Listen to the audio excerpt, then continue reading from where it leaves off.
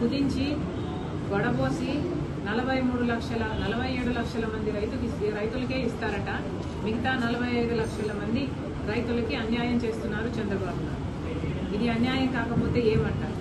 మీరు ఏదైనా హామీ ఇస్తే మేనిఫెస్టోలో చెప్పినా లేక సూపర్ 6లో చెప్పినా మీరు అధికారంలోకి వచ్చిన వెంటనే అన్ని అమలు చేస్తారని ప్రజలు అనుకోని మీకు ఓట్లేస్తారు. కానీ ఇప్పటికి 1 సంవత్సరం గడిచేపోయింది. అన్నదాత సుఖీభవ ఎవరికీ ఇవ్వలేదు. ఇక ముందు ఇచ్చే వాళ్ళకు కూడా అంట సగం మంది రైతులకే ఇస్తారట. ఇది ఎక్కడి అన్యాయం అని అడుగుతున్నాం. తల్లికి వందనం పేరు మీద కూడా ఇస్తాము అని చెప్పారు.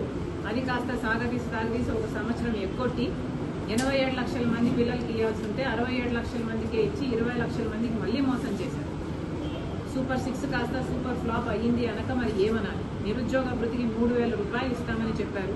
ఇంతవరకు ఒక్కరికి కూడా ఇవ్వలేదు. ఒకరికి ఉద్యోగం వచ్చిందా అంటే అది లేదు. మహాశక్తి నెలకు 1,500 ప్రతి మహిళకు ఇస్తామన్నారు. ఇది చాలా హెవీ బడ్జెట్ స్కీము. అంటే సంవత్సరానికి 18,000 రూపాయలు ఇవ్వాల్సి ఉంది. కనీసం 1,80,00,000 మందో లేకపోతే 2 కోట్ల మందో మహిళలకు ఇవ్వాల్సి ఉంటుంది. ఒక్కరికి కూడా అసలు మాట్లాడటమే లేదు.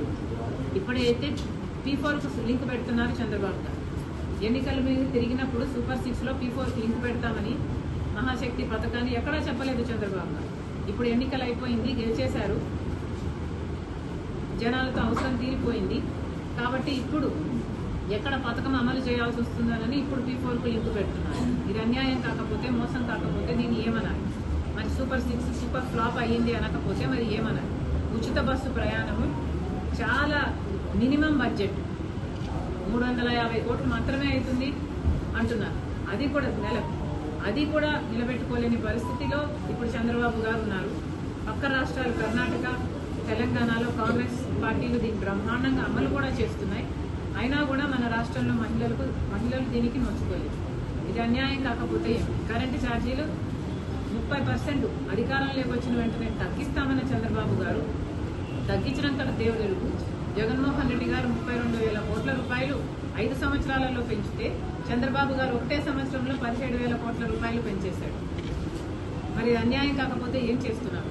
మీరు అధికారంలోకి వచ్చి ప్రజలు మేలు చేయడానికా లేకపోతే మీ పార్టీకి మేలు చేసుకోవడానికో ప్రజలకు అర్థం కావటం లేదు. ఇవన్నీ ప్రశ్నించాల్సిన అవసరం ఉంది. కాంగ్రెస్ పార్టీ బలపడాల్సిన అవసరం ఉంది. నిజాయితీగా ప్రజల పక్షాన పోరాటం చేస్తున్న ఏకైక పార్టీ ఈరోజు కాంగ్రెస్ పార్టీ. కాబట్టి ఈ పార్టీని బలోపేతం చేసుకోవడం చాలా అవసరమైన పని. కాబట్టే ఈరోజు ఈ జిల్లాలో కార్యకర్తలతో, నాయకులతో మాట్లాడడానికి స్వయంగా పార్టీ అధ్యక్షురాలుగా నేనే ఇక్కడికి రావడం జరిగింది.